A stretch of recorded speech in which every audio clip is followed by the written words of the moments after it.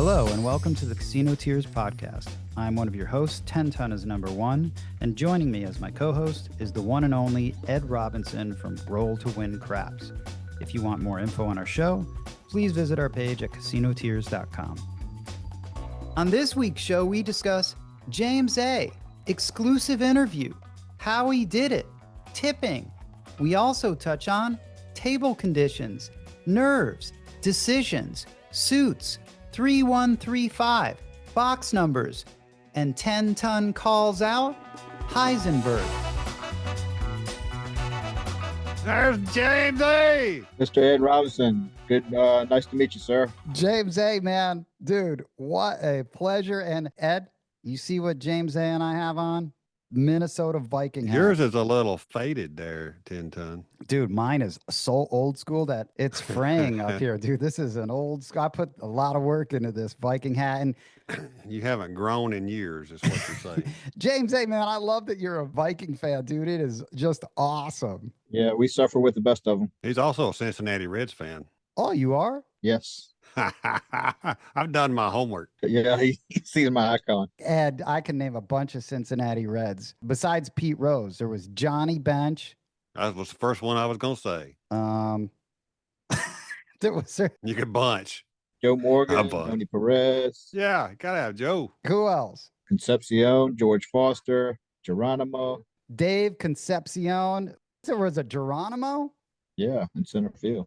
That's a great name, man. The Great Eight. That was a team. The Big Red Machine. You're going to introduce this guy to our listening audience? Ed, you're always good at introductions, man. You're a better MC than I am, right? I don't know. I hadn't even thought about it. Let's see. All right. Here we are, ladies and gentlemen. Not only do we have James A with us, James A, Challenge James A, we're talking about, but we've got James A who just shot 107 rolls, sent the craps world all into oblivion with all kind of chatter. We've got him. We've got the scoop. We've got the initial one and only interview with Mr. James A, now called 107 James. Thank you. Thank you. I appreciate it. Well done. How was that, 10 Ton? I like that, man, Ed. You're good off the cuff. I'd also like to say for all the people that can't see us right now, and maybe we'll put a screenshot. James A and I are wearing the same type of Viking logo hat. Unplanned. This is like the classic. That's the Tarkington logo. It's cool, man. I love that, James. Your hat's a little more purple than mine, though. So, James A. Yes, sir. This is so great how these worlds collide, because your claim to fame before this 107 roller was the fact that we named the James A Patreon challenge after you, and it's become a thing. In fact, I was asked yesterday to do the James A challenge. How did it work out? Bump John asked me to do it. I said, dude, the point's 10. We can't do it when the point's 10 because I want to place it when it's not that. So we waited. He had to invoke it before the roll, not when the point was 10. He could have invoked the hard 10. Yeah, I know. He could have just done the hard 10, but he wanted to split it. So it wouldn't have mattered because I PSO'd. It was good. It was a good choice. That I declined it. Always trust the shooter. But we've got a challenge named after you, which is actually quite successful because you sent in the funniest email about us. Stop with the fluff, I think it was. That resulted in us creating this challenge. So good things came from that. Yeah. Friendly critique. And I was not able to recognize by your name that you were the James A because I'm not going to go into any details, trying to protect your privacy if you want, but I had no idea that was you that I knew that had done that. Yeah, I saw when you chimed in there, so I just kind of reached out a little bit. And I knew who you were, and I think you probably figured it out. No, Ed didn't figure it out at all. I didn't figure it out till he told me yesterday. I said, look at his name, dude. You know him. It's funny because you wouldn't think it's our James A. Yeah. In the flesh right now. How small the craps community really is come to fruition and is now visible for the whole world to see. Because that's teeny tiny, weird, teeny tiny. The outpouring of support and people just reaching out to me, and people I've read about online and watched videos of them and seen them in all the forums, and all reached out to me. Kind of just a little bit of networking there. Yeah, congratulations, man. Congratulations. I appreciate it, man. It was an epic night. You just wouldn't believe it. Couldn't sleep night of, the night after, Ah, shit. 2 or 3 nights later. I still couldn't. I was always thinking about it. I would have needed a lot of brown water to go to sleep after that one. I sure would. You got me beat by a lot. A good solid 25 plus rolls. You got me beat a lot. I don't know about 10 ton. You probably got him beat by 70 rolls. But that's a great roll. I got lots of questions and stuff, but I know 10 tons got things to ask too. And I'm going to. James A., let's set the scene and the stage for everyone on just the specifics. Because first of all, the funny thing is that when you texted me, is that we totally were so off base. And I kind of knew we were off base. When we recorded that episode, Ed was only just getting in the information. It's like one of those paper cup.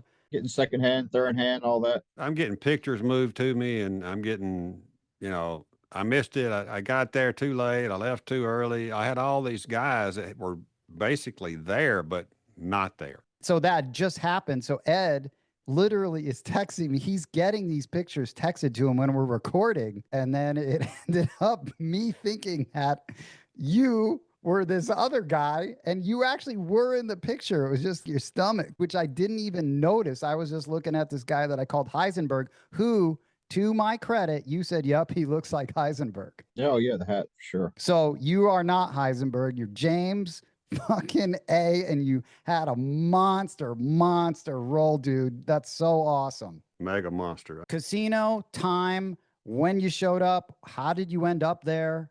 Yeah, I'm from Virginia. I fly junkets up to Harrah's, Atlantic City, probably every 6 weeks or so. So I got there Friday, Mother's Day weekend, about 4. So I went down to the tables, straight to the tables, got in about 4:30, bought in for $600. It's a $15 table. The funny thing about it is one of the high rollers, stick right 1 was occupied, but the guy left. So I was going to move down to stick right 1. One of the high rollers said he's going to move down there. I said, well, I'd like to shoot there. That was next shot. But he said, no, I really can't see the dice. So I just said, go ahead, you move there. We won't mess up the crew and anything. So I stayed at stick right 2 and got the dice around 5 o'clock. One of the high rollers said he got there at 5 and he shot 3 rolls and out. So I was next shooter. So just after 5, I got the dice. I'm a low roller. I'm a quarter player. Came in at 80 inside, just like that. 10, 10, 10 on the bonus. As the roll progressed, I made a tall, I reset.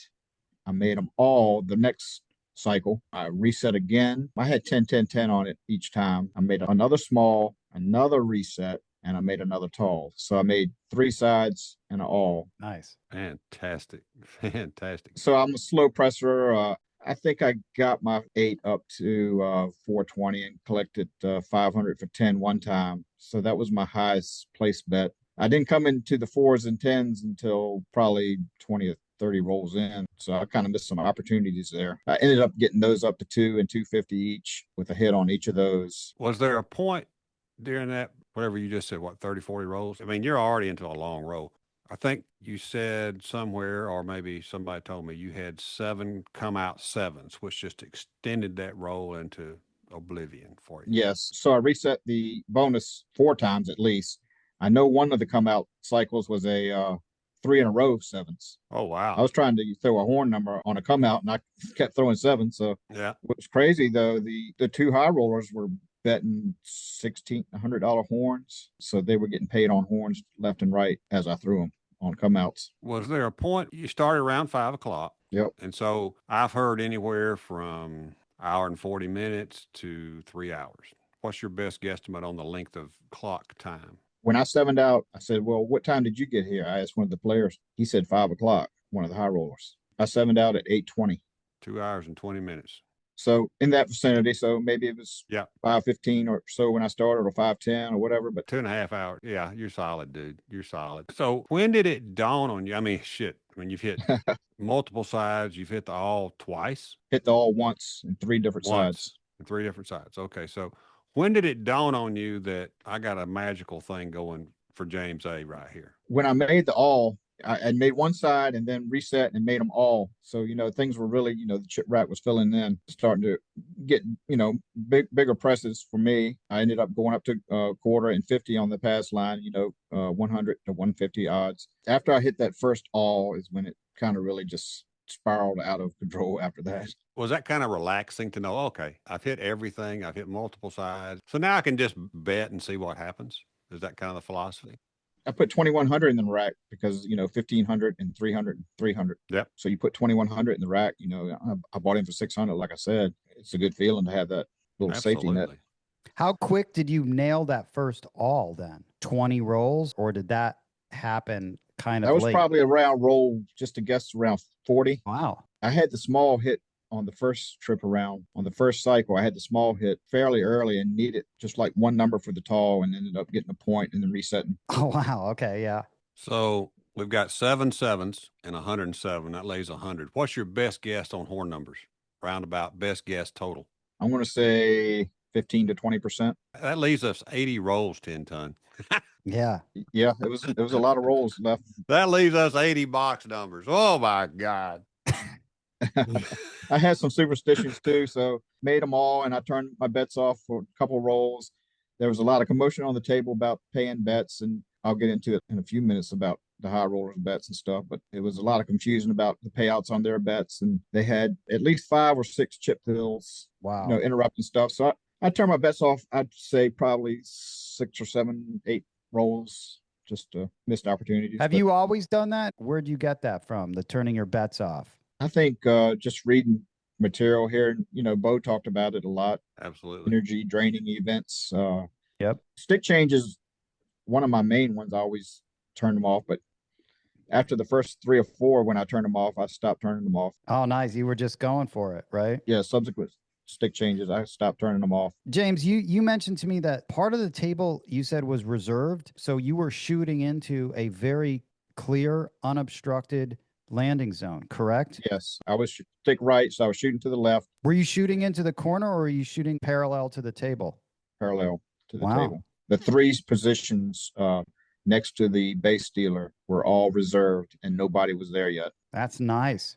Oh, fantastic. There was one lady in the hook and 2 other gentlemen up near the stick left. I just think it was 3, maybe 4 on the other side, and none of them were straight out. It was just glorious. I mean, no landmines there at all. I've heard people ask, have I had training? No, I haven't had formal training. It's just kind of picked up what I've watched on videos with Ed's channel. I've loved Howard's channel. He had some great videos, and just kind of been an amateur DI all my life. I mean, I got a nice looking shot, but it's not as pretty as others I've seen. Doesn't matter how pretty it is, dude. It only tell you what's facing. We're results oriented, aren't we?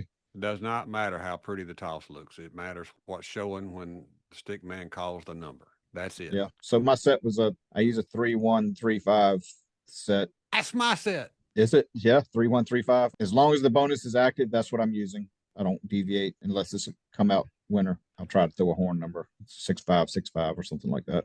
So before we get into a lot of the details of what was all happening and all that kind of stuff, prior to Mother's Day weekend, and what a weekend to celebrate that role. Yes. What would you say? I mean, because I consider myself still kind of the blue collar guy. I am in this group with 10 ton for sure. So what was your normal, everybody's got a comfort level that when they're playing that they really hadn't stretched themselves. What was your normal max bet, so to speak, on any numbers, just. Yep. I've had good rolls before where, I get it up to anything probably, 150 to 180. I've ventured over 200 a few times per number. Those are very rare, but of course this one I think I 7'd out with 1,500 on the table. So this was, well beyond what I've ever encountered before. So you stretched yourself a little bit during this role, even though in hindsight, you're probably going, well, I could have been here or I could have been there. I don't know where everybody else was. We all want to walk through it in our minds, but then it's like, you don't know this is going to be 100 numbers, right? No, you don't know it. I have no idea, dude. The road just kept going. You start out playing your regular game, and at some point, like you said, 30, 40 rolls in, you're like, I don't care no more. I got silly money to play with. So probably the approach I should have taken, when you get to 420, do you go straight to 900 or do you go to, go to 450 or 600 or, I've seen heavies progression that Yeah. he used, and it's good. But how many of those times are you heavy It's pressing tough. and then you That miss it?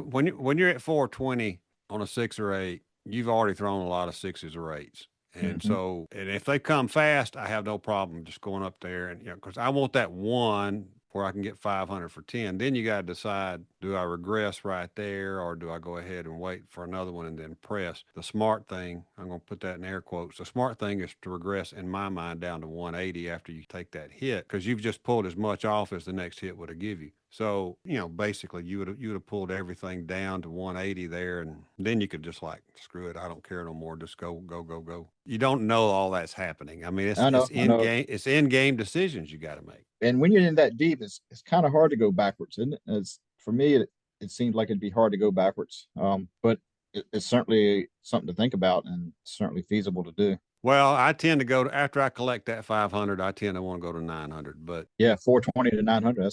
That's a perfect move. It's just like 42 to 90. yep. So that's the play I tend to go with most of the time, but then I always tell everybody the smart play is to regress right there to 180.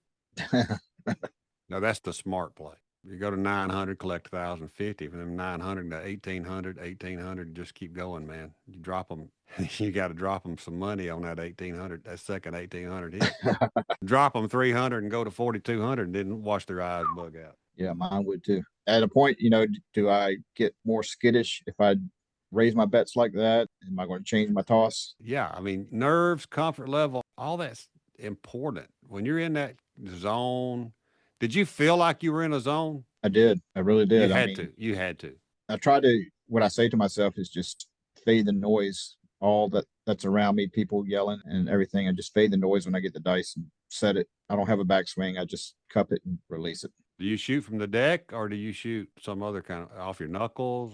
I shoot basically from the deck. Yes. Okay. I don't have a backswing. Yeah, 10 Ton and I were playing what ifs the other night. We were playing what ifs, and it was like, is he a golden touch? I said, chances are pretty good just because you're in the Northeast. I didn't know you actually lived in Virginia.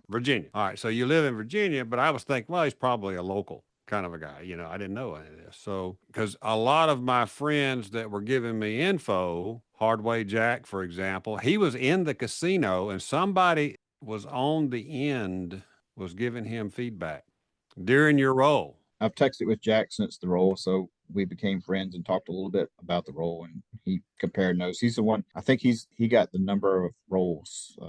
The guy that he had there had the number of rolls, so I had no idea about the number of rolls, but it seems about right. That was one of the things I wanted to ask you. Was there somebody actually logging rolls at the table? I had no idea. According to people I've talked to, there was one guy logging the rolls. We'll go with that. 10 Ton, 107 in the books. Hell yeah, man. I get my patch. He might have missed 3 or 4. It might have been 110. James A, dude, were you nervous? Like when you said when you were in the zone, when did you get in that zone? The bone zone, dude. When were you in that zone? And were you nervous at all? It was just another day at the office. You just started out. And then when did it dawn on you that this was after you first hit a side? And then you're like, oh, okay, this is shaping up to be something. This is a good roll. And then when did it become? Yeah, I hit the all after that. So, I mean, it was really good then. So I wasn't nervous at all. For some reason, I wasn't nervous. I was just. Dude, after a couple hours, are you just looking up at everyone collecting Were all you this like money? worn out? I had no idea it was 8:20 because I asked the guy, what time is it now? I had no idea when I started or what time it was when I finished. Ed, you know how when pitchers are throwing a no-hitter, like there's a lot of superstition. You don't want to go talk to them, interrupt them. Did any waitress come up to you? Was someone keeping the waitress away from you? Were they like guarding you? Because this is like a no-hitter. This is unprecedented. I would have been like, protect that man at all costs. Do not let anyone buy into this table. Yeah, I do recall the waitress coming one time, but it must have been during a down moment of payouts that she brought me a drink. Other than that, it was a lot of high fives after every point was made. Or were you high-fiving people, fist bumping? Because I used to not like to touch any human being when they would try to fist bump me. Yep, had no issues with that. Nice, dude. We were all high-fiving. Everything was good. Oh, man, it sounds beautiful. So I guess a lot of the there were a lot of points made. I'm going to say 15 or more because, there were a lot. So that means, a lot of come out rolls, that your bets aren't working. So that's another opportunity to not press. So how many of the high rollers had bets maxed? I've seen a few pictures of the table, and there were a lot of them that were, and I think, but go ahead. Yeah, let's talk about them. There were two of them. They came together, they played together, but they didn't play the same thing. One would play the pass line, one would play place bets. Once I made a point, they would flip flop.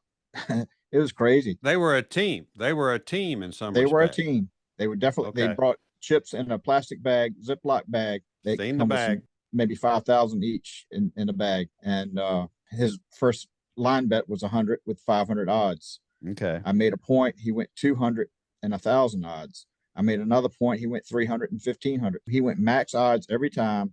The other guy would press his numbers. If I hit a 6, he'd press the 9. If I hit a 8, he'd press the 9. They getting all this money piled up on one number and hoping for, one hit.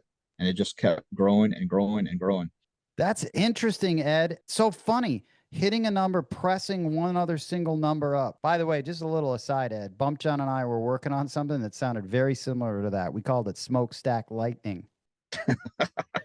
Literally, that's what it reminded me of. Okay, so Heisenberg actually had like a Jesse Pinkman. Yeah. They were a pair, like Breaking Bad. They were a pair. So they were playing as a team. So Heisenberg kind of told the other guy what to do on every press move, how much odds to take, what's the max odds he could take. So part of the slow up in the game was they wanted to know what max odds was on every point, and they didn't know because they were betting weird amounts. What do you mean? So if they were betting, $1,500, they didn't know that the max odds were on the pass line, or $2,500 per number. So it could be 12,500, or in some cases it was 15,000 they lay. So they got in arguments with the pit on how much the actual max odds they could lay was. So that was a little, a few slowdowns about that. James, what was the biggest pass line bet that you saw for them? 2,500. That's the max. That was table max. Okay, so with 2,500, if it was a 5 or a 9, then I'm assuming they could put like 10 grand behind there, right? Which is 4 times. Or were the odds different? 5 times all numbers. 5 times. Oh, wow. So they could put 12.5 there. Yep. And you know how the math works out that they let you do a even number or something. So maybe they had 15K on some of the odds. On the 6 and 8, yeah. Yeah. So the crazy thing about their odds bets were, if it was 15,000 odds, they wouldn't put 3 gray chips down. They would put 30 purple down or 15 orange down, and they count it.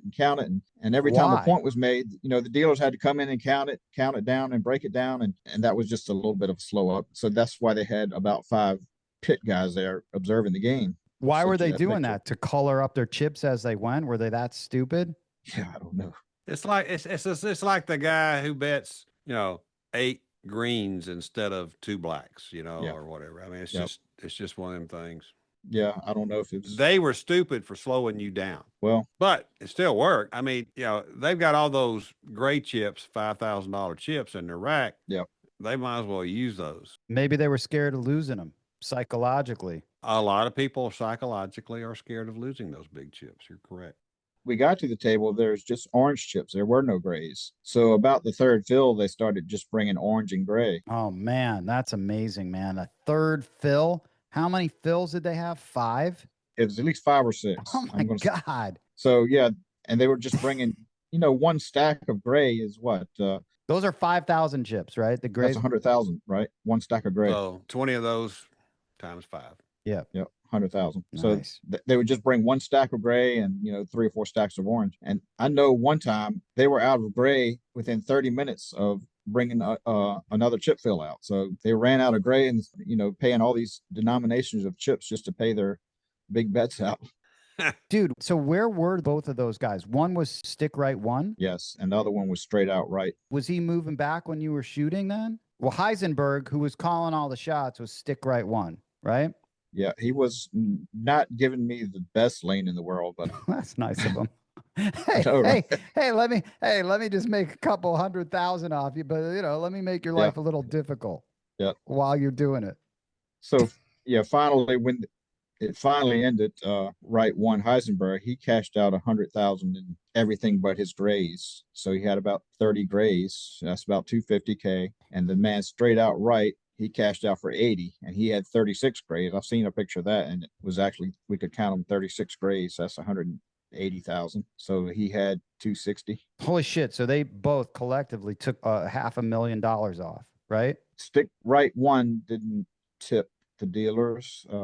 He didn't tip me. Didn't tip at all during the hand? He bet some hard ways for him. He had $1,500 hard six and $100 for the dealers, and that hit. Hey, that's nice of him. Hey, at least he did something. He should have paid you 10 grand.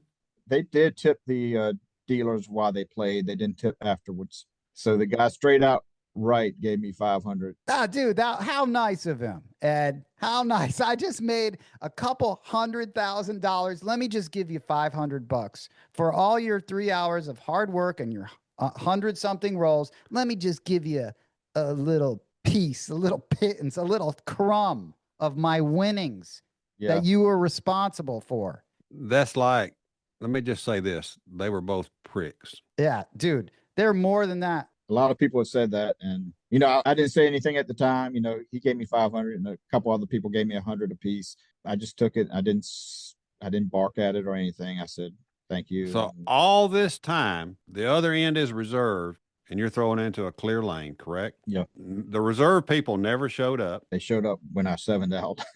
I guess they were waiting. So how many people were on your end? How many people actually do you think were on stick right side of the table? 1, 2, 3, 4, 5, 6. 6 people. So basically full on that side. I know you were at the Harrah's on the bay side of Atlantic City. Right. And so those are 14-foot tables, if I remember correctly. Yeah. It's got a low rail. That's what I like about that table. It's a real low rail. It is a low rail. Yeah. 10-ton could see over it. So good. I don't know if I can make it all the way down, though, from stick right 2 on a 14-footer. You got to eat your Wheaties, dude. You got to eat your Wheaties. That's fantastic that you just happened to be there when the other end was reserved and the reserved people weren't there. Absolutely. It was fantastic. Stroke of luck. I mean, great time. It's like being on your own personal table in a way. You were a little bit out of position in that you were at stick right 2, but people say, like, Ed, why do you like to go to blank tables? I said, it's like playing at home, you know, except I don't have to rake the dice. Ed, my 2 biggest recent wins when I've hit them, table alone, you're shooting into a beautiful wide open space. Was there a dealer then? There was probably no dealer on that side of the table if it was reserved, right? It was from dealer because they had 3 people. Oh, they did have 3 people. But just not straight out or worse. Man, that's cool, man. Very fortuitous. But can we just get back to the Heisenberg and Pinkman for not tipping? I mean, I know it's like, well, you know what? Thank you for at least something. But man, if they were listeners to this podcast, Ed, I would invite them on to give them a lesson in what I think is an unwritten rule or etiquette. Somebody makes me $250,000. You got... And I'd be like, hey, Ed, I'm going to make you $250,000 tonight, but it's going to cost you $50,000. You would be like, okay, where do I sign up? No problem. You have to tip me 50 grand, but you're going to make 250. Okay, cool. These guys tipped you 250 each, basically, as their team. That is fucked up. That's fucking horrible. That's gross. And they should be embarrassed. They should be embarrassed for themselves, Ed. That's not proper behavior for a craps player. It's a community game and everyone wants you to do well. You help them make $500,000. How in their minds do they justify? Are they that fucking cheap to not tip you out like you should have been tipped? It blows me away. They should have at least given him 10 grand a piece. Easy. Without even thinking about it. Here's 4 grays, be done with it. When I make a lot on someone's roll and I look at their stack and I'm like, fuck, they have nothing. Sometimes they literally have a few $100. I make sure I double what they have in their rack. Here, thank you. Appreciate it. And they love it. But like, dude, this has got to be called out. At least like how I approach the game and view it. Like, so you make that kind of money. It's so rare. What you did was epic. It's historic, I think. It's I mean, when's the next time we're going to hear about that? Hopefully, I'm going to roll 100 times, Ed, or you. But like, Yeah. it's what everyone dreams about. I'm sure it's what they dreamed about. And for them just to like tip you out that and to like putting down all those stacks of chips, that's not cool either. When you look at it that way, I mean, that's just not cool. Putting out 30 whatever orange Yeah. chips, it's just not cool. These are the little things that infuriate me because I think there's a way that you conduct your business as a craps player. And part of that is someone shoots a fucking hand like you did, and you look at what you made. What do you end up cashing out for, James A? Like 12K? Yep. 12,200. Man, if you did that, I would have been like, here's 15K, doubled whatever you made. And it's I like, wish you were maybe there. more, probably. Knowing I actually me, had people that were standing around watching, some of the bigger players that weren't in the game standing around watching said, man, you got ripped off. I would have gave you 10K because I've seen these guys play and they're Easy. easy, dude, easy. yeah.